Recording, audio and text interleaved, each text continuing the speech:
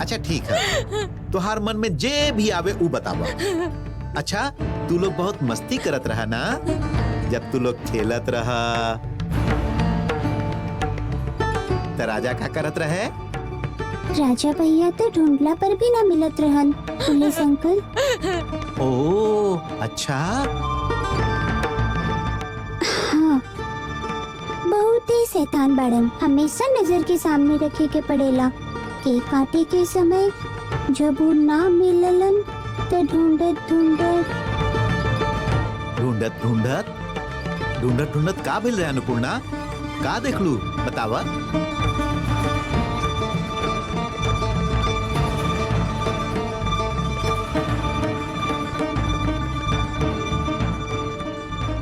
ढूंढत हम देख ली कि बाबूजी राजा भैया के पानी से ऊपर खींच रहल बाड़न।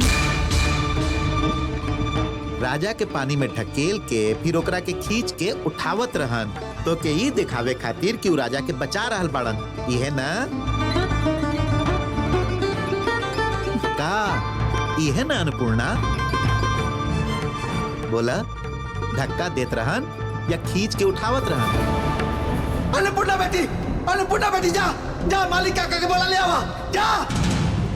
बाबूजी हमके कहलन कि मालिक काका के बुला के लावा, तो हम चल गईली। बाकी मालिक काका कहीं भी ना मिललन। खींच के उठावत रहन या धक्का देत रहन?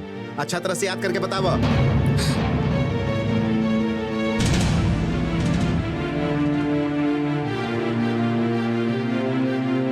हम वहाँ जाए, वो लोग का करल बाड़े हमके सुने का। वो आदमी के हो वो, प्लीज ना बा, तू वहाँ ना जाइबो। वो लोग चलो राजा के बारे में बात करत आरन। हम जाए बुआ, हमके जाए। ठीक है, तू चुप हो जा, शांत हो जा। हम देखते, हाँ हम देखते बेटी, शांत हो जा बेटी, हम देखते।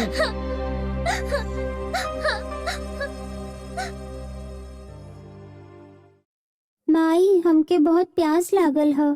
पानी पीबू? आभा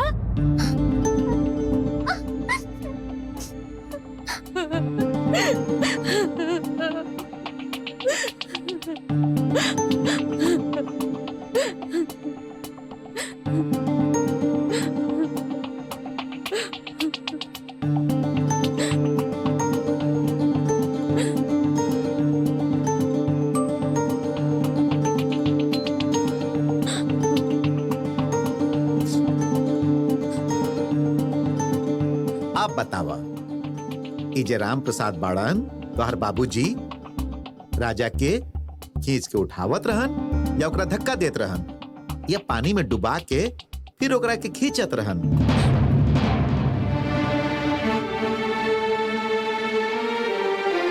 बोला, जल्दी बोला।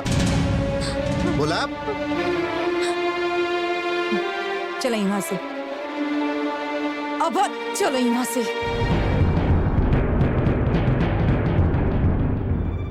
हाँ तो राम प्रसाद बाबू, राजा के पानी में डुबा दिला के बाद तू अपन बेटी के मालिक काका के बुलावे खातिर भेज दिला, जैसे कि लड़की ई समझ लेबे कि तू सचमुच बेगुनाह बाड़ा। लड़की के गईला के बाद तू राजा के धीरे धीरे पानी में डूबत देखत रहा, है ना? इंस्पेक्टर साहब, ये बात सच नहीं कि इंस्पेक्टर साहब, ये बात सच नहीं कि बाबू साहब आप ही इंस्पेक्टर साहब के बताए ना कि ये सच नहीं के। भौजी हमके छोड़ दो। एकदम चुपचाप यहाँ बैठा, यहाँ से तो निकलिए मत। अपन घर में पुलिस का है। हट जा हमारे नजर के सामने से।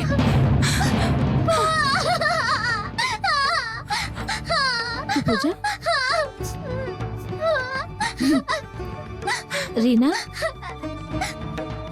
रीना हमके लग रहा कि वो इंस्पेक्टर साबित करा तारन कि राम प्रसाद ही ई घटना खातिर जिम्मेदार है। ये न्याय हुई रीना?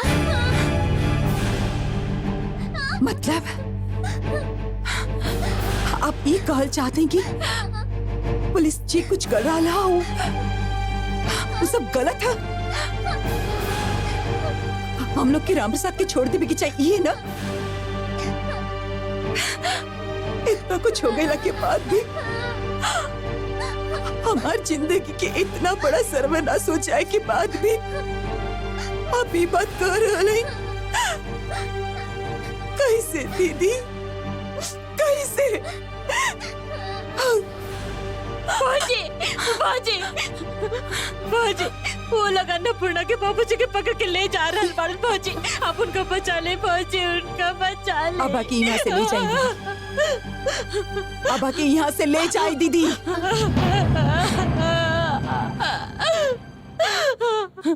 बाजी, बाजी, हम और अन्नपूर्णा के बाबूजी इतना साल से आप लोग की सेवा कर रहे हैं बाजी। कभी हम लोग से कौनो गलती नहीं के भाई। आप तो ही जाने ली बाजी कि अन्नपूर्णा के बाबूजी राजा बाबू से कितना प्यार करत रहन बाजी। वो ये काम कैसे कर सकलन बाजी, कैसे कर सकलन?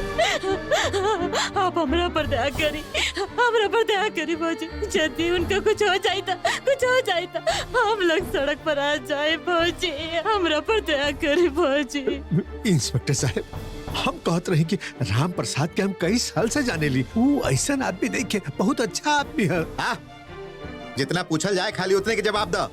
बेकार के बकवास मत करा। जी राम प्रसाद अच्छा आदमी है कि बुरा है, तय कईल हमार काम है। तू अब जा सकेला। अच्छा,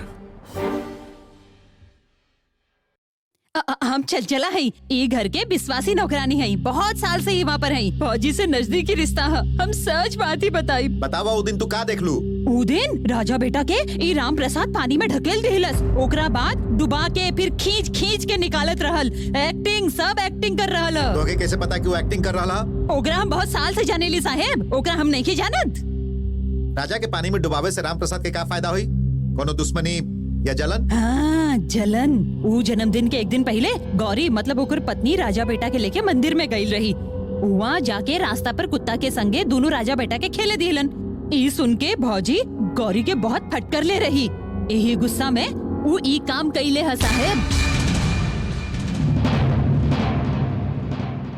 हम तुम लोग के कहा न दिले रहे की जगह अच्छा कपड़ा, अच्छा खाना।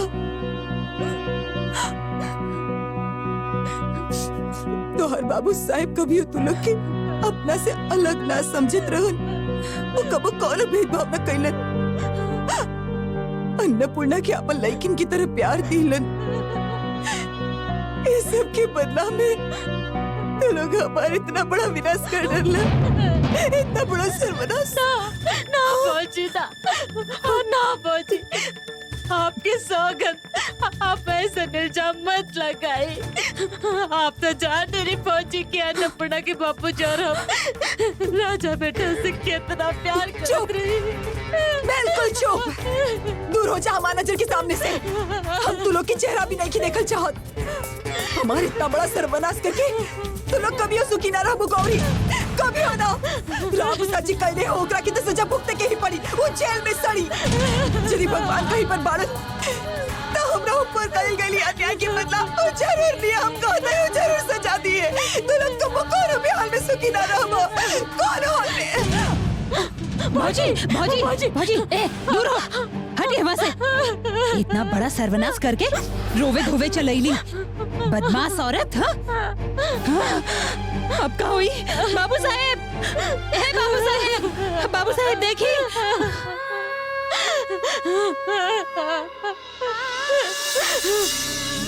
रामदीन हथकड़ी लगावा।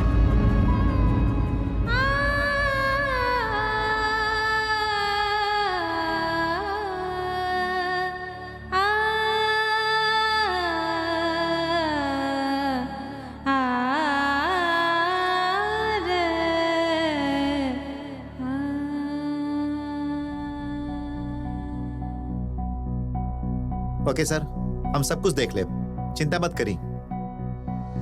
तू लोग चला, हम आवत हैं। बाबू साहेब, भौजी, ए भौजी, रीना, रीना, भौजी, रीना, ए भौजी। रीना, ए रीना, माई उठा। पुलिस अंकल बाबूजी के पकड़ के ले गईलन।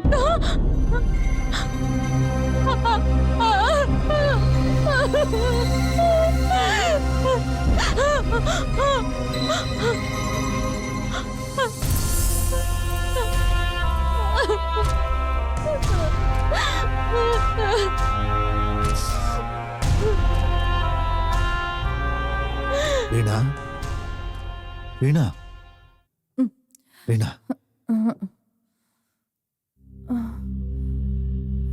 पुलिस भौजी पुलिस भौजी राम प्रसाद के पुलिस हाथ में हथकड़ी और कमर में रस्सी बांध के ले गई। चंचला तू बाहर जा।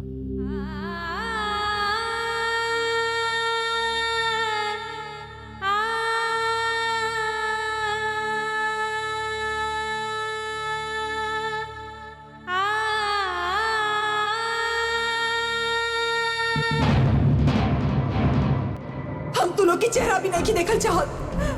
हमारे इतना बड़ा सर्वनाश करके तू लोग कभी सुखी ना रह गौरी, कभी हो ना। राम प्रसाद जी कल हो ओकरा की तो सजा भुगते के ही पड़ी, वो जेल में सड़ी। यदि भगवान कहीं पर बाड़न तो हमरा ऊपर कल गई अन्याय के बदला वो जरूर लिया। हम कहते हैं जरूर सजा दिए। तू लोग कब कौन भी हाल में सुखी ना रह, कौन हाल में।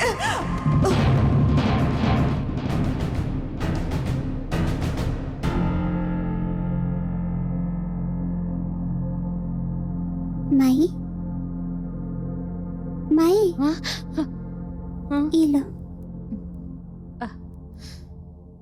सवेरे से तू कुछ भी ना खैले हो माई। ना खाइबू तो रोना आई, खा लेबू तो बिल्कुल रोना ना आई माई। ये हमार अन्नपूर्णा बेटी खाई। दोनों लोग खाए, मिल बैठ के खाए माई।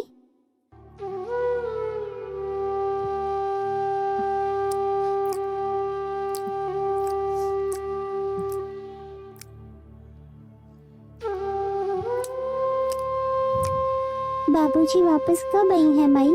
आई है बेटी, तो हर बाबूजी के हम खुद जाके ले आई।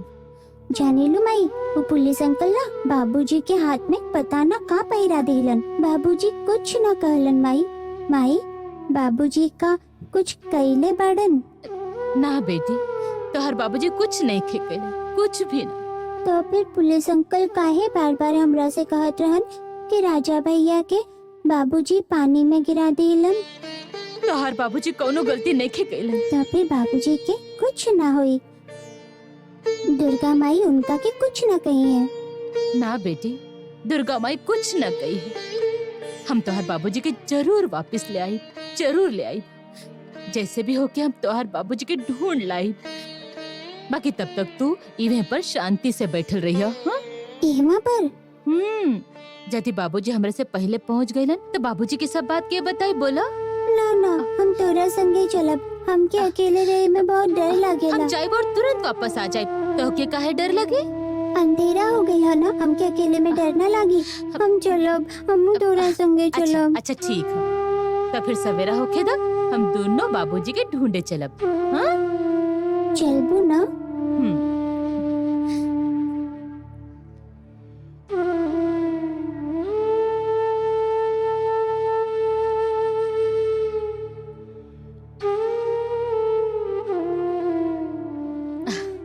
अब सूझ जा बेटी, सूझ जा।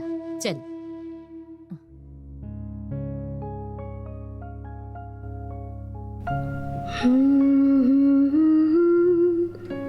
सोने चली हवा धीरे आना।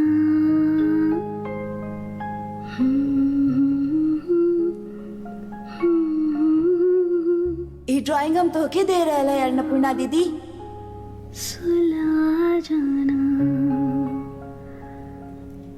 नन्ही गली सोने चली। काहे काहे अन्नपूर्णा के माई, ऊ का खाली तोहरे बेटी है, हमार बेटी नहीं खी। पंख लिए झूला झूला जाना नन्ही गली सोने चली हवा धीरे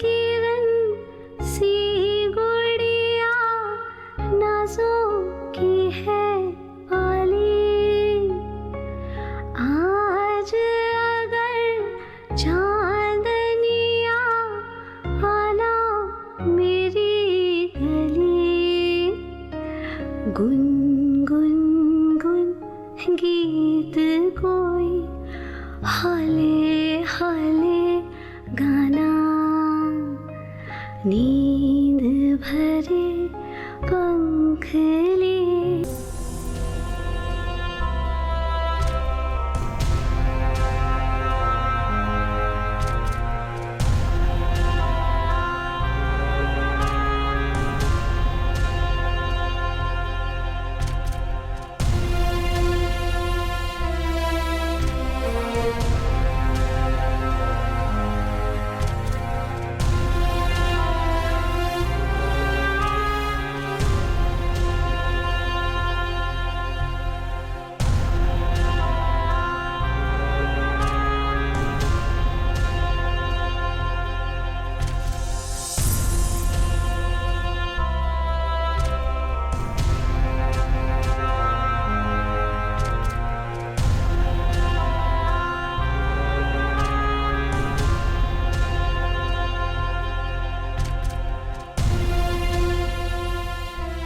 हमके अकेले रहे में बहुत डर लगेला। हम जाइब और तुरंत वापस आ जाइब। तो के काहे डर लगे?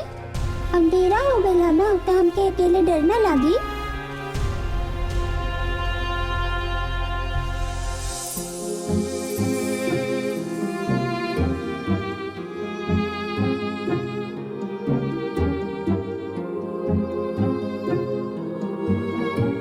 देरी से सुतल रही, आज हमके जल्दी उठे के पड़ी। बाबूजी के वापस लावे के हो न माई। माई माई माई माई।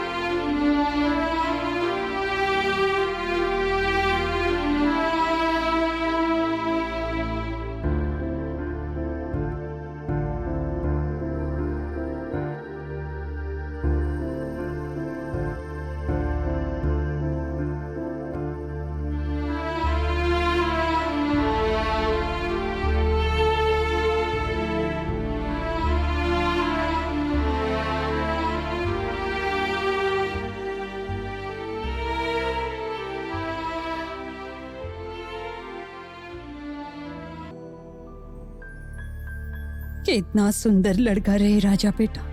कौन माई हुई जेकरा के तकलीफ ना हुई। मार दिलस ये तरह पानी में डुबा के मार दिलस। वो इंसान हो या जानवर हो। तो हमार माई के कहीं देख ले हो। जैसन बदमाश रहे वैसने ओकर हाल भइल ह। अब समझ में आई आटा दाल के भाव। पाप ना बाप के भी ना छोड़ेला। हाँ अब जेल में चक्की पीसी त समझ में आई। हाँ बोला ना हमार माई के कहीं देख ले हो। हाँ देख ले आई हम तो हर माई के। वो तितली बन के बगीचा में एहर ओहर उड़त हई। नाटक देखो ही लड़की के। माई के देख ले हो कहीं। तो हर माई के हर जाए बोल। जाए खातिर कौनो जगह भी है का? कहीं जाए लायक है का? जाके देख। लाज के मारे कहीं मुंह लुका के बैठल होई। एकर नाटक शुरू हो गई। जो जो यहाँ से सवेरे सवेरे दिमाग खाए आई गईली। जो जो जो दूर हट यहाँ से, दूर हट। हमरे माथा पर सब आवेला। माई के देख ले हो। सवाल तो देखा जाबे की ना।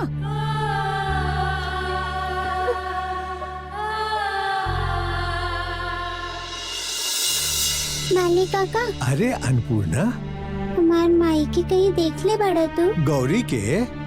हाँ हमार माई हेरा गई है। ढूंढला पर भी ना मिल रहा है। तू बुद्धू हो का? अरे बड़ लोग कब्बो हेरालन का? घर के आसपास ही होई। तू जाके खोजा, वो जरूर मिल जाइए। जा हाँ जा। हवलदार साहब, बड़का साहब से हमके मिलवा देना।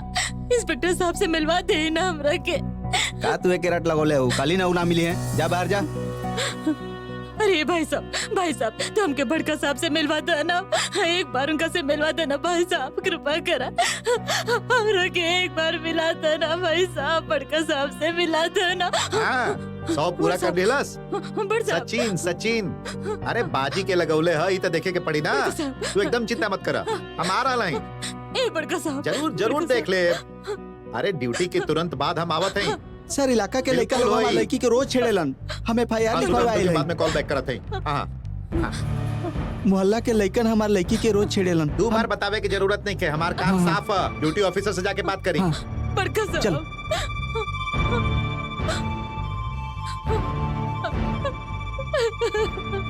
अरे अन्नपूर्णा, सनातन काका, चाबी कहवा?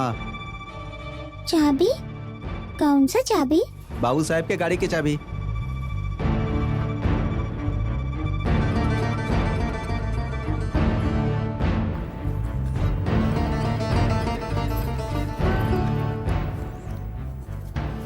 मत करा।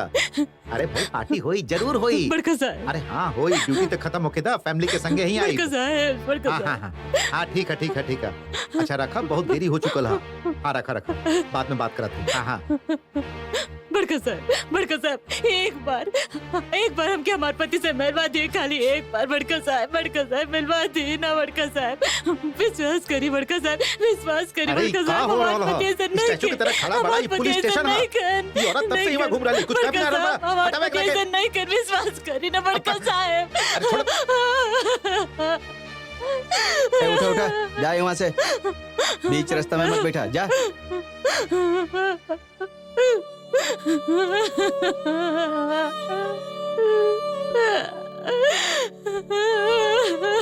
सुना,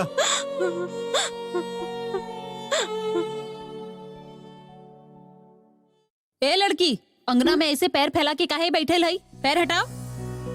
कहवा पूछ रहल हई, तुहार माई कहवा गईली? ऊ बोल, कहवा गईली? कहवा हई? मुंह फाड़ के का देख रहल हई? चुपचाप मुंह लटका के काहे बैठल हई? कहवा गईली? मुंह लटकावे के का मतलब होला? अब हम एकरा मुंह लटकावे के मतलब भी समझाई। अरे तुहार माई कहवा हई? हमार उद्धार करा अब बता के। हम नहीं के जानत, लागता कि हमार बाबूजी के लावे गई हई। का? हाँ, हमार बाबूजी के लेके अभी लौट आई। ई मुंह और मसूर के दाल बाबूजी के लेके अब ही लौट आई। कहल जाला ना, बोना चलल तारा तोड़े, लंगड़ा चलल पहाड़ पर।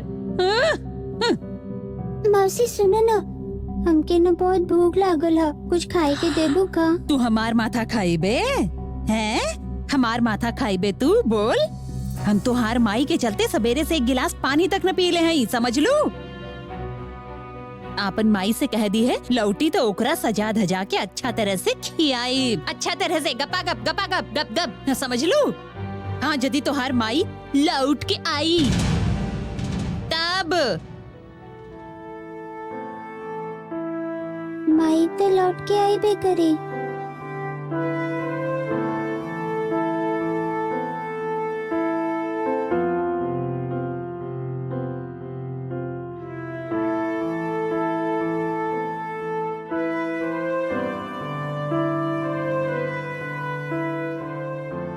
माई आई तो हम माई से बिल्कुल बात न करब।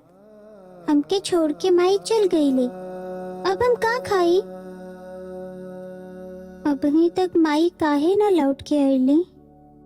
दुर्गा माई, माई और बाबूजी के जल्दी से लौटा दो ना दुर्गा माई। और जब तक माई लौट के न आवे तब तक ये दिया जरत रहे।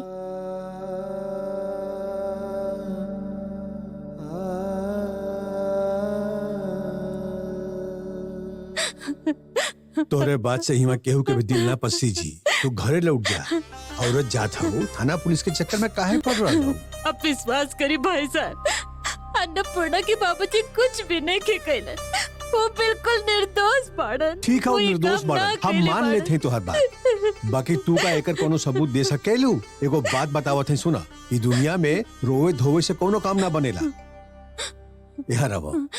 ई का? ई अभी तक इहमे हई? सर यह बात हमें करा के समझाओ तरह कि तू ये हमारे समझावे की जरूरत नहीं थे, जल्दी से करा के विदा करा। जी सर, जा जा तू अब वहीं। तू जा जा जा जा जा जा जा। सुना, एगो रास्ता है हमार सर। हाँ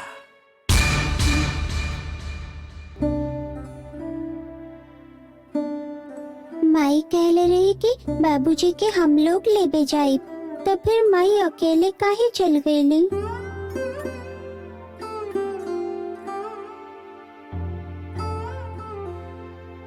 माई घर के कोनो काम भी न करके गईली, अब सब काम हमके ही करे के पड़ी।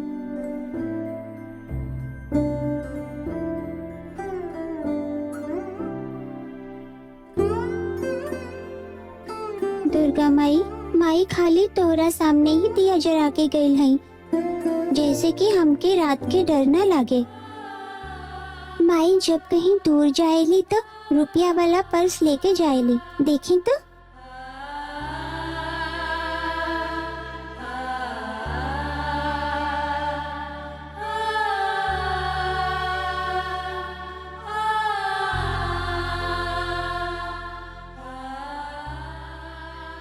कहवा एवा तो नहीं खे। तो का माई बाबूजी के लावे खातिर कहीं दूर गई है? 250 रुपया। एकरा के तू अपने पास ही रखो। काहे? हमके नहीं लागत कि इतना कम रुपया से सर के दिल पसी जी। ना ना, और भी हो। ये गला की चेन है, हमार कान के बाली, बस इतना ही दौलत है हमरा पास। ये सबसे ना हुई, यदि ये सब हम बड़का साहब के दे दी तो। ये सबसे कुछ भी ना हुई। जा, तू रात से यहाँ हो, अब तू जा घरे जा। हमारे पति के छुड़ावे खातिर कितना पैसे लगी? बहुत ज्यादा लगी, तू ना दे पाई। कितना? कम से कम 5,000 तो होके के ही चाहिए, ना तो सर मुड़ के भी ना देखी है। जुगाड़ कर पाइबो तू?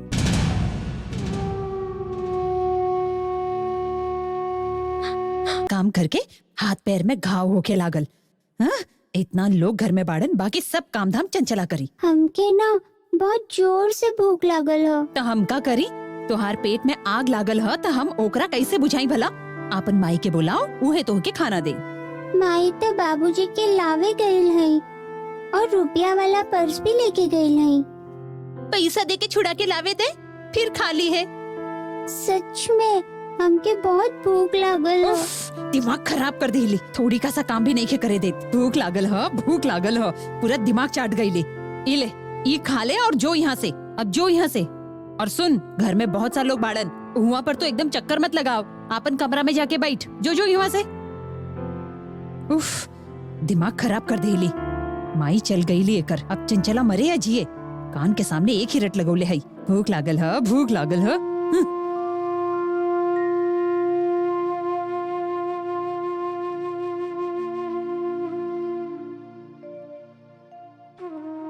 तू जब दोनों हाथ जोड़ के दुर्गा माई के प्रणाम करेलू ना, तो दुर्गा माई भी तुहार बात सुनेली।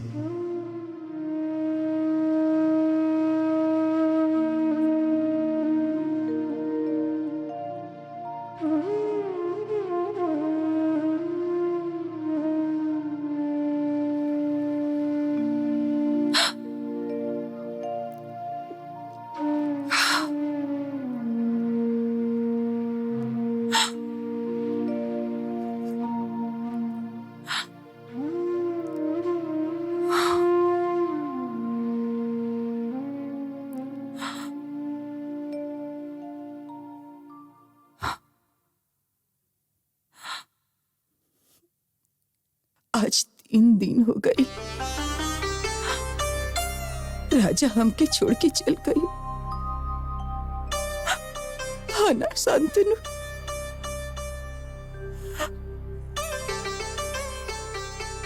अब कोई घर में ना दौड़त फिरे।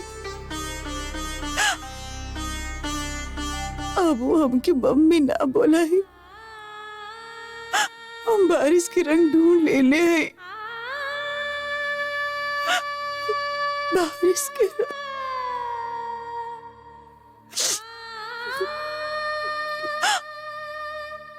हम अब आपकी दोस्त ना देव शांत कि आप राजा के ध्यान न रख रही शिकायत न करो।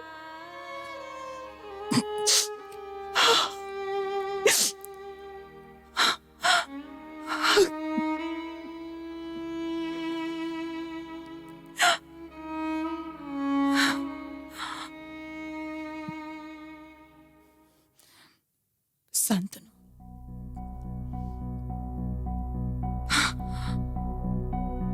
हमरा से ही वादा करी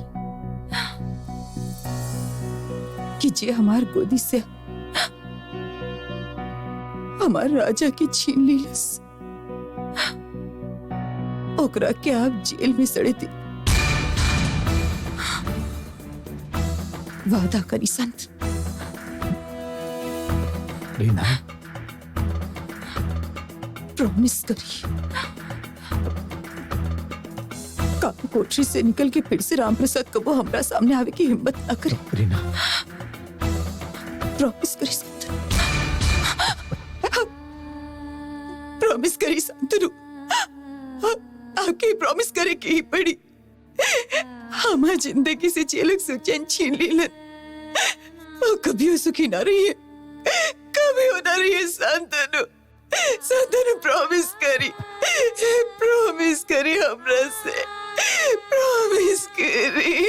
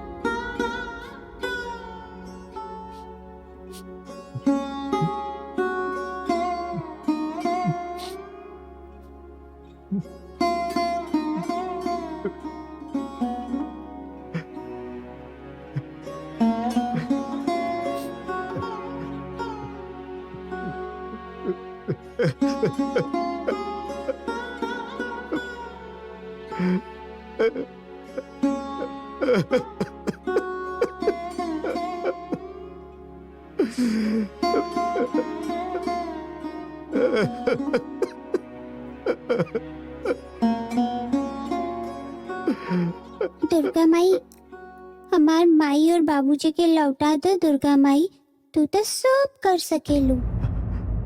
बाबूजी हमरा से कहत रहन कि यदि केहू तोहरा से कुछ मांगेला तो तू ओकरा के निराश न करेलू। बाबूजी और माई के हमरा के लौटा दो न दुर्गा माई। रूपम देहि जयम देहि यशो देहि द्वेषो जहि।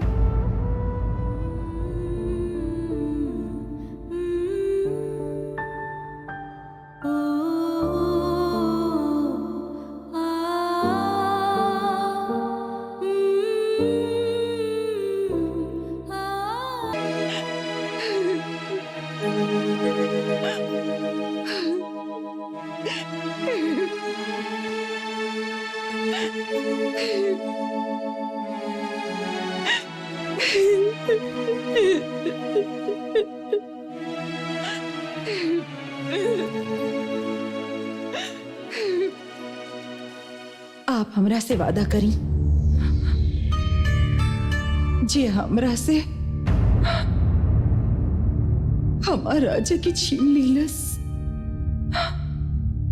ओकरा के आप जेल में ही सड़े देब। दुर्गा माई, हमार माई और बाबूजी के लौटा दो न दुर्गा माई। तू तो सब कर सकेलू। आभा एगो अच्छी लड़की है, अच्छी लड़की कभी ऐसा ना करेली है ना। हम कहले ना कि हम स्कूल ना जाए। जिद ना कइल जाला बेटी, चल जल्दी तैयार हो जा, चल। ना हम ना जाए, हम क्या अच्छा ना लग रहा। आभा बेटी, स्कूल जाइबू त तोहके अच्छा लगी, तू पढ़ाई लिखाई करबू, वो बुद्धिमान हो जाइबू, तोहार दिमाग खुली, लोग तोहके पहचानिए, इज्जत दी है। एक दिन हमार छोट सी आभा खूब नाम कमाई, बड़ी हो जाई और तोहार दिमाग में बहुत ज्ञान होई। हाँ, जल्दी चला बेटा, स्कूल खातिर तैयार हो जा, चलो चलो चलो। प्लीज बुआ, प्लीज। बुआ जी, हाँ? तू जा, आभा तुरंत तैयार होके स्कूल जाई। ऐसन है हमार प्यारी गुड़िया।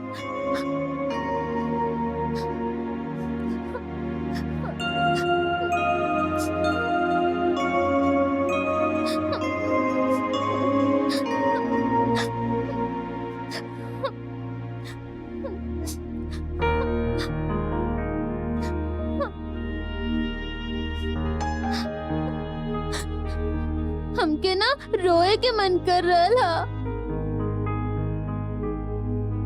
अरे वाह, बिना वजह केहू रोवेला का?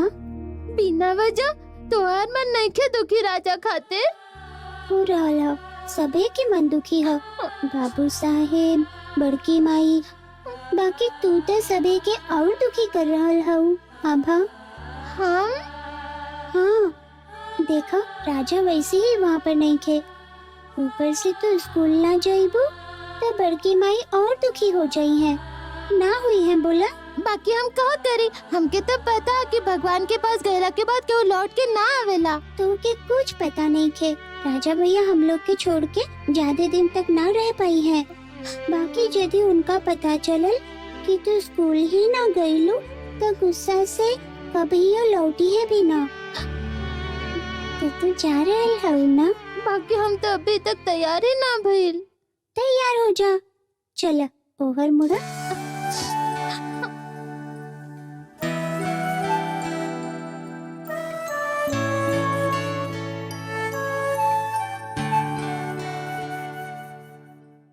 अन्नपूर्णा के कुछ खाए के दिलू चंचला? हाँ दे दिले हई। आप ओकरा बारे में इतना चिंता मत करी दीदी। केहू के कुछ बतौले बिना गौरी पता न कहवा चल गईली। कहवा जायू? जाए खातिर कौनो जगह है?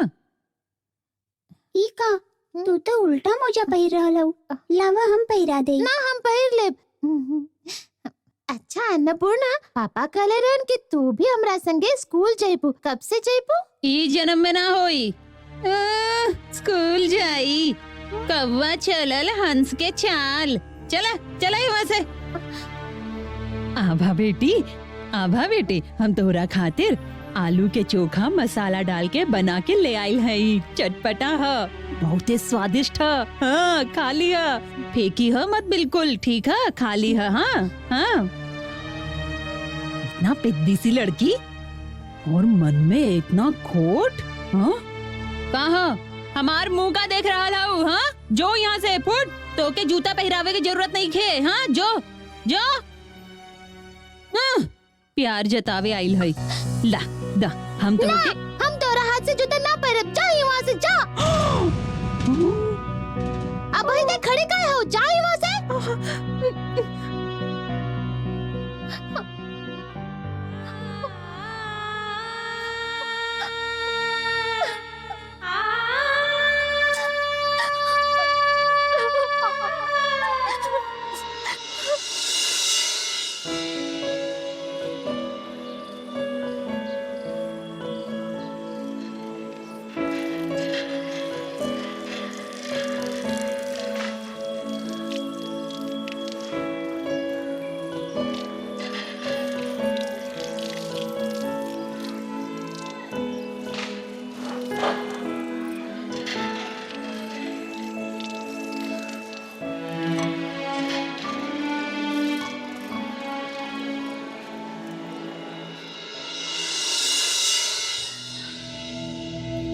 दीदी, आप गौरी के का नाटक है?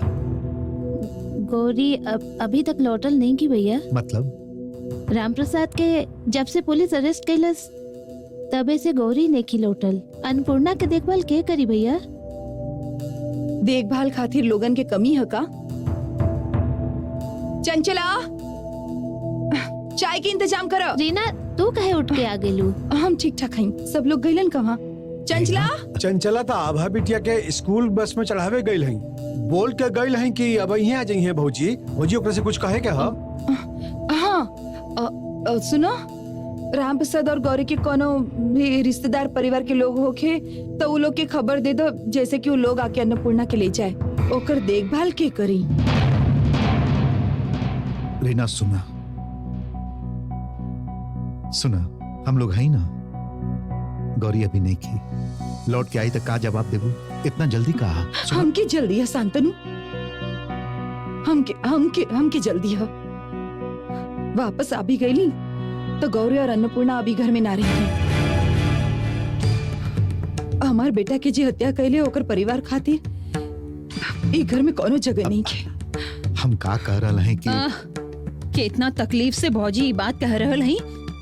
ठीक ही तो राजा के जे चंचला दीदिया, रीना खातिर चाय बनावे के कहा था। जा तू अंदर जा, हम देखा था। चला जा। ई मामला में हमारा डिसीजन ही फाइनल हुई शांतनु।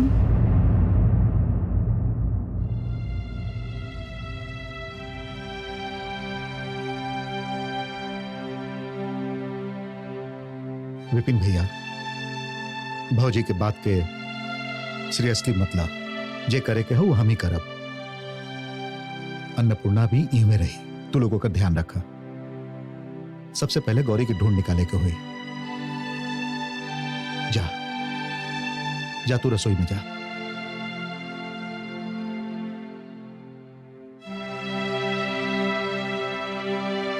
ऐसा औरत है, हमारा पास भी कहाँ समय है कि हम ओकर देखभाल करो, कब खाना खाई, कब सूती।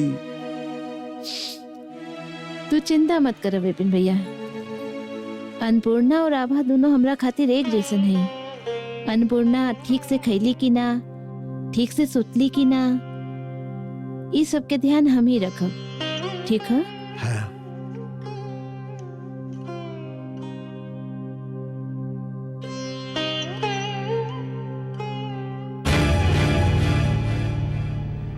अन्नपूर्णा ठीक से खैली की ना, सुतली की ना, इस सब के ध्यान आप रखब दीदी। ऐसे कहे कर रहलू रीना? हमके बहुत अचरज हो रहा है दीदी। ये घर के हर एक इंसान, हर केहू जे राजा के करीब रहन, आज वो लोग केहू भी राजा के बारे में ना सोचता, बल्कि राजा के खूनी की अच्छा बुरा ओकर परिवार के बारे में सोच रहे बाड़न। हम सचमुच अचंभा में हई दीदी। ऐसे मत कह रीना, राजा खाली तोहरे ना रहे। हाँ दीदी, राजा खाली हमार रहे, राजा खाली हमरे रहे, और क्यों के ना रहे, आपके भाई के भी ना। रीना, हमरा बारे में आप एक बार भी सोच ली दीदी। हम तो माँ ही हैं। हमारे बच्चे तरम के छोड़ के चल गए। हमारे करेजा कैसे कट रहा है दीदी। हमको भी तरह से ओकरा ना भुला पा रहा नहीं, भी तरह ना भुला पा रहा नहीं। और आप लोग शांतनु कोशिश कर रहा बाड़न की राम प्रसाद की जेल में ना रहे के पड़े। रीना तू ना समझ पा रहा है। हम समझ रहे नहीं दीदी, हम सब समझ रहे नहीं। आप ना समझ पा रहा नहीं, आप लोग क्यों भी ना समझ पा रहा नहीं, आपके भाई भी ना समझे ताड़े।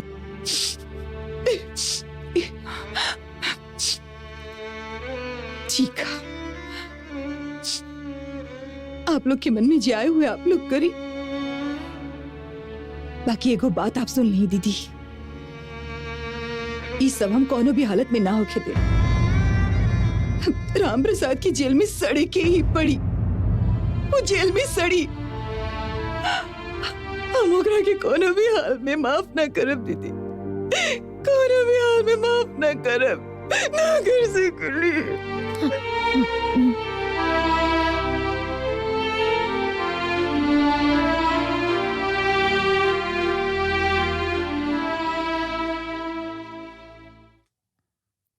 अन्नपूर्णा, आभा तू धीरे छिपके आइल हई। छिपके काहे? चंचला आंटी दिन भर हमरा पीछे पीछे घूमत रहेली। जब वो किचन में चल गईली त हम जल्दी से भाग के आ गईली। खेलबो हमरा संगे? ना रे, हमार पेट में ना दर्द हो रहल ह। सवेरे से कुछ भी ना खैले हई, हम खाली एगो एप्पल खैले हई।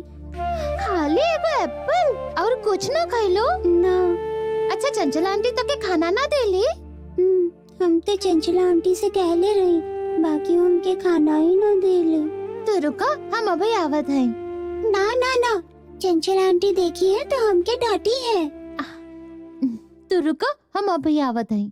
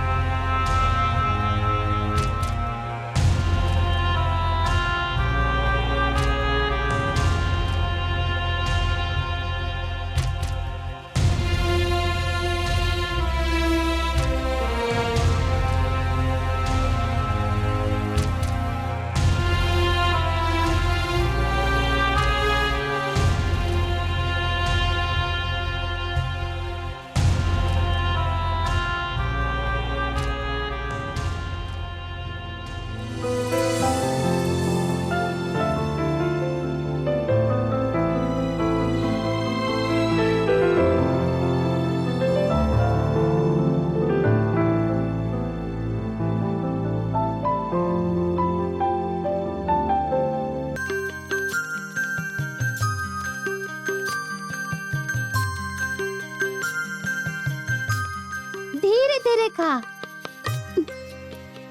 यदि केहू आ गई तो तोके डांट पड़ी ना आभा? डांट पड़ी तो पड़ी, अब से हम तोरा खातिर खाना ले आयल करब।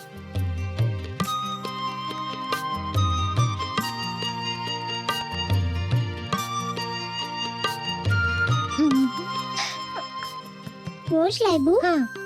बाकी चंचला आंटी यदि देख ली है? चंचला आंटी तो तोके खाना ना दे ना, देखिए तो तो हमरा संगे थोड़ी का सा खाइबू? दा?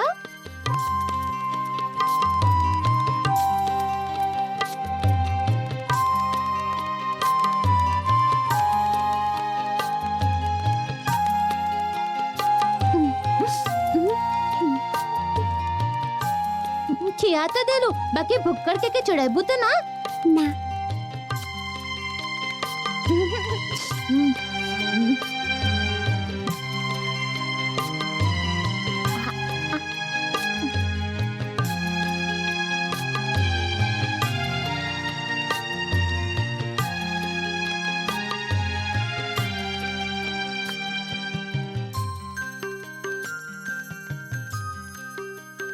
तुमके याद है राजा भैया गुलाब जामुन बहुत पसंद करत रहन। पापा जब मिठाई लावत रहन, जब हम लोग चोर पुलिस खेलत रही तो राजा चुपके से सब मिठाई खा जात रहे, हम लोग के तो कुछ ना मिलत रहे। इहाँ पर दुगो छोट लड़की राजा के बारे में सोच रहे है और वहाँ घर के बड़ लोग मौत के एगो तमाशा बना दिले बड़न। इंस्पेक्टर साहब, हम मिसेस रीना शांतनु बोल रहे हैं। Good evening madam. कहीं इंस्पेक्टर साहब, आपसे एक बात करे के रहे। शांतनु मतलब हमार हस्बैंड हो सकेला वहाँ पर जाए राम प्रसाद के छोड़ावे खातिर। बाकी शांतनु सर, ई मामला में आप खाली हमारे इंस्ट्रक्शन के ही फॉलो करब। उम्मीद है कि कमिश्नर आपके सब कुछ बता दिले हुई हैं। आपकी समझ में आ रहा है ना कि हम का कहल चाहते हैं? हाँ मैडम, कुछ हद तक तो समझ में आ गई। रखी? प्लेट धो के जगह पर रखे के होई। तो के कुछ न रखे कोई बेटा, रहे दा। हम मतलब बुआ हम अन्नपूर्णा के बहुत भूख लागल रहे ना, हम जाने ली बेटी, तो हमरा से नाराज हो गई का बुआ।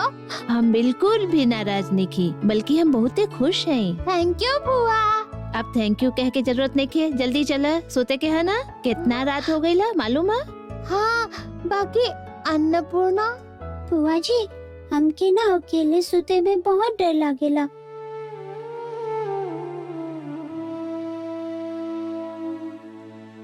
तो के अकेले सोते की जरूरत नहीं है, तुम मुंह हाथ धोला, हम चंचला से कह दिले हैं, वो आके तो के ले जाई।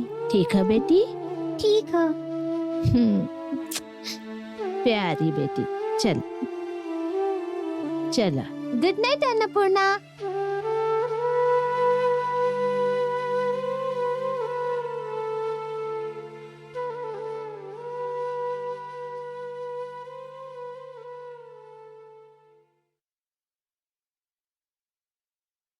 माई, हम अभी तक रोवल नहीं की।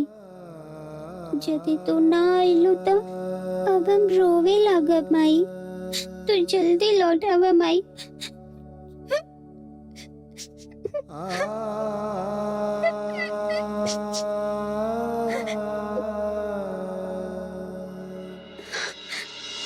टीका कह रहे हैं आप? रामप्रसाद रिलीज हो गई, बिना वजह आपसे झूठ काहे बोला बताई? तो के रिलीज कैलस? जमानत पर रही ना वो औरत, का नाम है गौरी, कुछ देर पहले ही आके बेल के बॉन्ड साइन करके जेबी फॉर्मेलिटी जैसा पूरा करके छुड़ा के ले गई। कब? यह कुछ 1 घंटा पहले।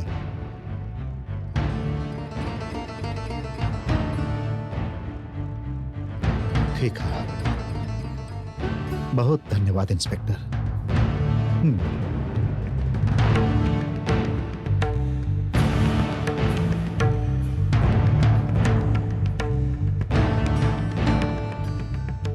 उमाशंकर, ओकरा के लिए आबो। जी ले आइली सर। बोला एकरा। आहा, तू इतना तकलीफ काहे झेल रहल बड़ा रामप्रसाद? हाँ, तू तो अपन साहब के देख लीला, बाकी तुहार साहब तोके ना देख ले में, यही से इ तोके मैदान में हवा खिलावे ले गए रहे। अरे कितना नाटक चल रहल ह, उ नागिन की बेटी के लेके हमके का कहतारन पता है? हमके ओकरा के लेके सूते के पड़ी, मामा के घर समझत हई। वो नागिन के बेटी के है? अरे बाप रे, इतना दिन तक दूध और केला खिया के जेकरा के पल्ली ओकरा तू नहीं खजानत। ओ, अन्नपूर्णा के बात कर रहा लो। चुप चुप चुप चुप। काहे? अरे पूछा मत, हमार भाई करेजा फट रहल हमार। उ लड़की अकेले कहवा चल गईली, ओकरा खातिर हम बेचैन हो रहल हई। का करी, कुछ समझ में ना आ रहल हमार, का करी। बाबू साहब फोन कर रहन, बाबू साहब के फोन आई रहे कि वो अब यहीं लौटता रहन, गेट खुलल रखे के कहले रहन। वो देखा बाबू साहब आ गइलन। हाँ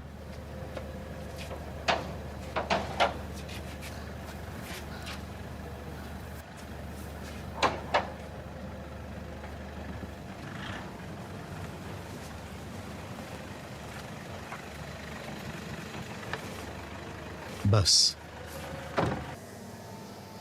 अच्छा, तो लोग यहीं में पढ़ा, रामप्रसाद और गौरी लौटे लनका? वो लोग के आवे के बात रहे का? अब यहीं ले तो नाइलन। वो लोग के तो आज एक चाहत रहे, थाना से तो छोड़ दिया गई। वो लोग तो ये कहलन ना इलन, ठीक से जाने लना? हाँ साहब, ठीक से जाने लिए हम। अभी तक ना इलन, बाकी आई हैं जी। वो लोग के आवे के ही पड़ी, और केहू खातिर ना सही, अन्नपूर्णा के खातिर तावे के ही हुई। दुर्गा माई, हमार माई और बाबूजी के जल्दी से लौटा दो। जब तक माई वापस ना आई तब तक हम ई दिया जरा के रखब। अच्छा बुआ बतावा, चंचला आंटी अन्नपूर्णा के संगे सुती है ना? हम तो चंचला के ही कहले हैं। ना, अन्नपूर्णा तो अकेले सोते में डराएली ना, यही से कहत रही। अच्छा बेटी, तू ऐसे ही कुछ न कुछ बोलत रहू तो हम तोहरा से गुस्सा हो जाए। ठीक, हम सोच जाते हैं, तो हमके सुता देबो ना बुआ।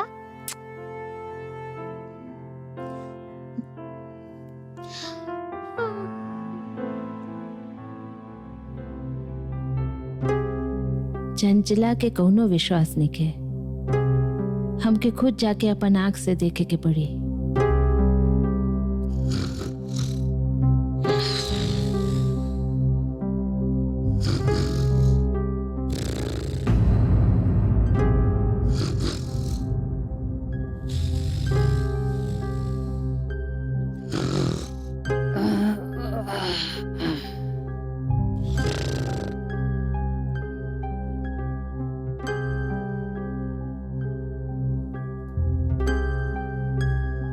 माई, ए माई,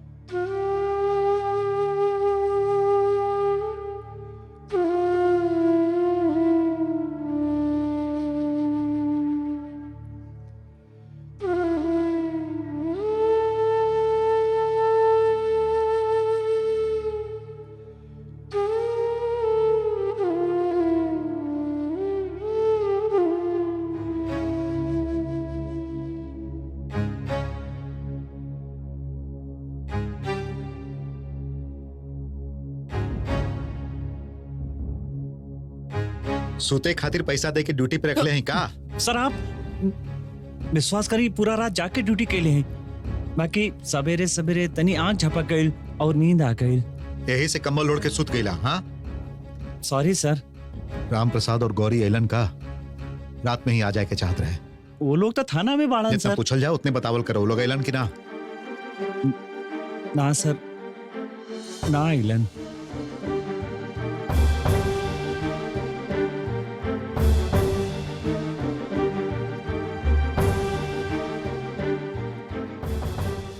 अच्छा अन्नपूर्णा, कल तो चंचला आंटी के संगे ही सुतल रहो। हमका माई के बिना सुत सकेली? तोहार माई यदि लौट के ना आईली तो का तू हमके छोड़ के चल जाइबू? कहीं माई तो बाबूजी के लेके ही लौटी। कब आई है? कब आई है? बोला ना। सुनो, चाहे जितना भी समय लगे तू हमके छोड़ के कहीं न जाइबू। देखो, राजा तो दुर्गा माई के घरे चल गई। अब यदि तू भी हमके छोड़ के चल जाइबू तो हम केकरा संगे खेला, केकरा से बात करब? रोबा मत आभा, तू रोबू तो हमके भी रोना आ जाई। हम तो के छोड़ के कहीं भी न जाए। सच में? सच में, सच में, सच में। हमार माई कहेली कि 3 बार सच कह देवे से उहे सच हो जाला आभा।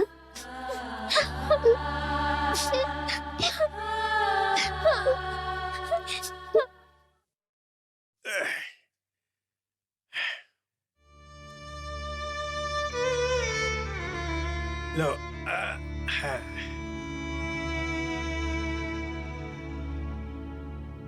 अरे तनी संभाल के रखा हो।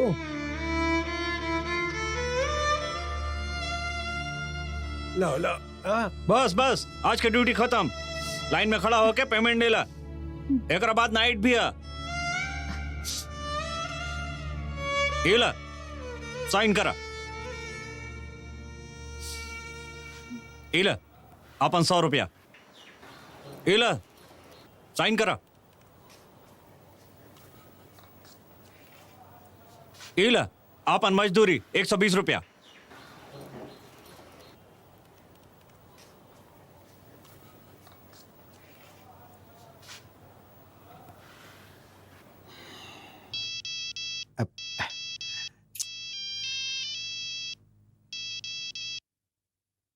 हेलो। इंस्पेक्टर साहब, हम शांतनु चौधरी बात कर रहा हई। हाँ सर, बोली। आप लोग राम प्रसाद के सचमुच छोड़ देली? ऑफ कोर्स छोड़ दिली सर। आपके मिसगाइड करे से हमके का फायदा हुई बताई? राम प्रसाद अभी तक घरे ना लौटल बाड़न। अभी तक घरे ना लौटल बाड़न? अरे ये तो सचमुच सोचे वाला बात था। अभी तक हमके चिंता ना होखत रहे, बाकी अब हो रहा। आप लोग ओकरा रिलीज कर देली, बाकी वो अभी तक घरे ना लौटल काहे? हाँ, घरे ना लौटल बाड़न तो ये सचमुच चिंता के विषय है सर। यदि आप कहीं तो ओकर पता लगावे खातिर एगो आदमी लगा दें। ना मिस्टर अर्जुन सिंह, एक दिन और देख लेते हैं। Thank you so much.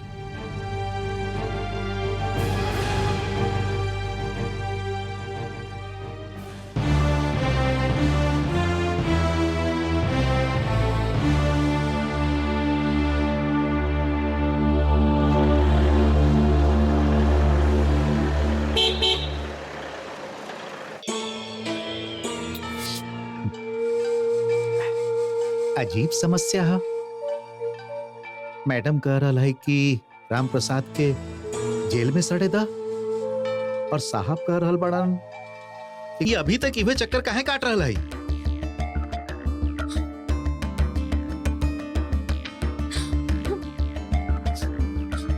भाई साहब, हम 150 रुपए के जुगाड़ कैले, हम 500 रुपए के जुगाड़ कैले। हम 500 रुपया के ना कहले रही, पूरा 5000 रुपया लावे के कहले रही। हम पूरा 5000 जुगाड़ करके लाई। विश्वास करी, अन्नपूर्णा के बाबूजी के छोड़ दी। उनका हमारा हाथ के बनल खाना ना मिली तो ना खा पाई, उनकर तबीयत खराब हो जाए। यहाँ जब दोबारा आई बुनो तो पूरा 5000 लेके आई हो।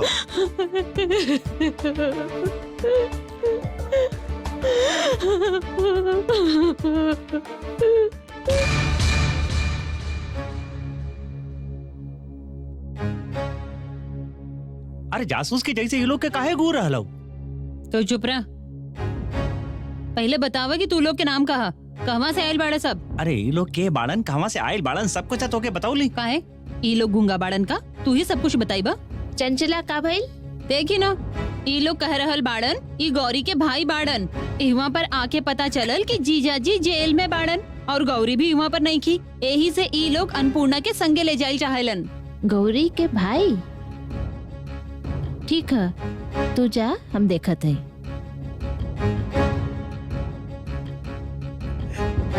नमस्कार। तू लोग यहाँ पर इंतजार करा, ठीक है?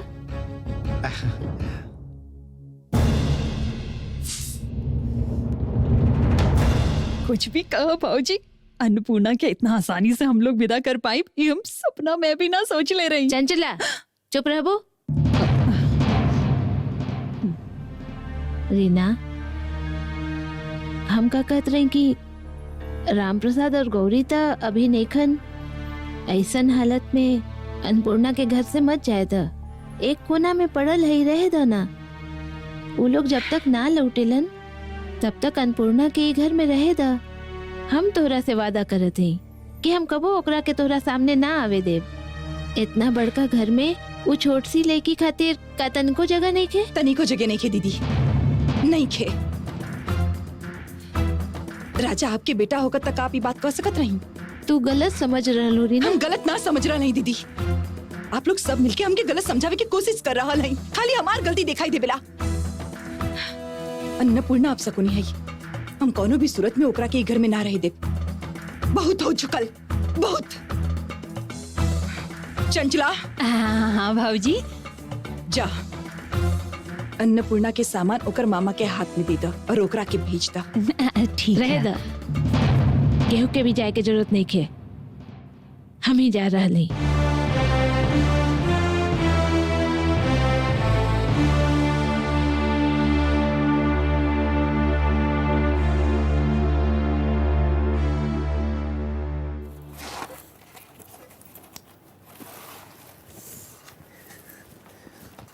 अन्नपूर्णा,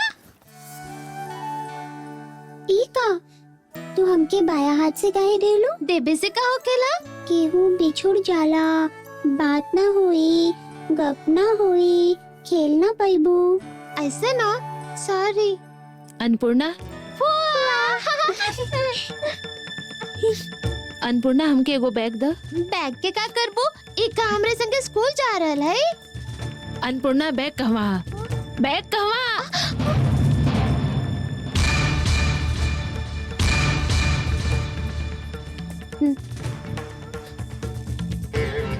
हुआ?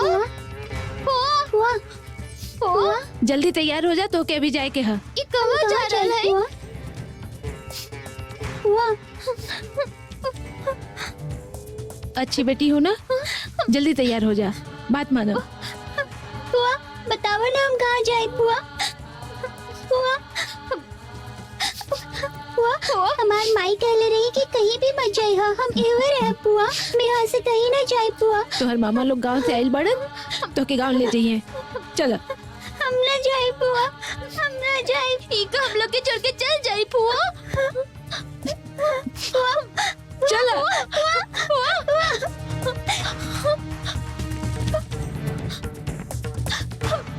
ये तो एकदम राजमहल हा।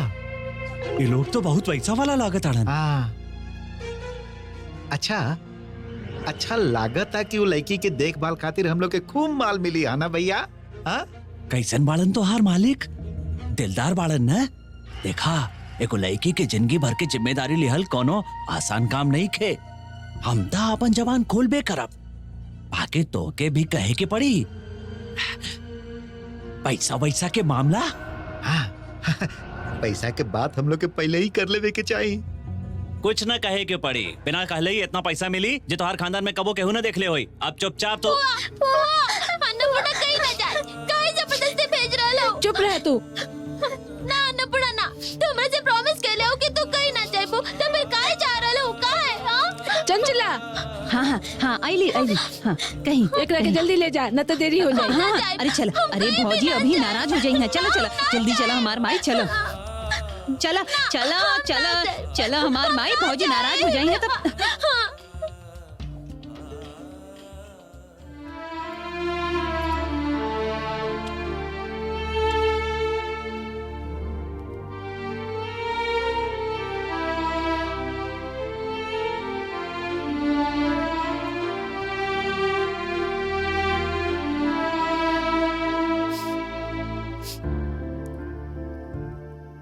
चला बेटिया चला। छोड़ा हमके। आहा, तू ऐसे काहे कर रहा लो? ये लोग तोहार मामा बाड़न, सब लोग मामा के घर जालन न, कितना मजा आई। जाई अन्नपूर्णा, मामा के घर जाए। छोड़ा, हम कहीं भी न जाए।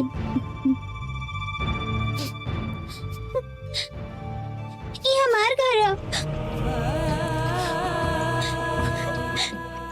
हम ये घर में रह। हुआ कह दे इनका कि हम मामा के घरे ना जाए। हम तो आबा के वचन दिले है कि हम कहीं भी न जाए। हाँ, रोहल न जाला बेटी, मामा के संगे उनका घरे जा। ये मेला में घुमाइए, झूला पर चढ़ाइए, अच्छा अच्छा खाना खिलाइए। हाँ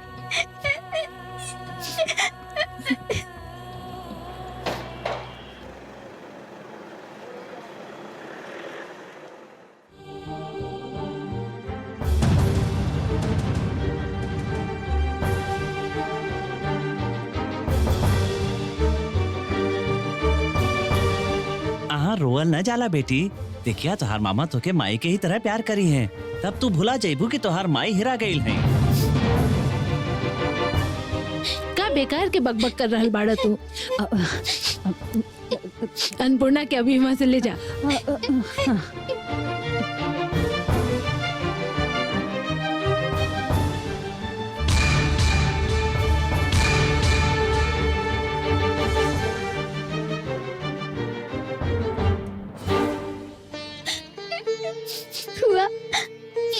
जाए के कहा था ना, कहीं भी ना जाए, कौनो हालत में ना।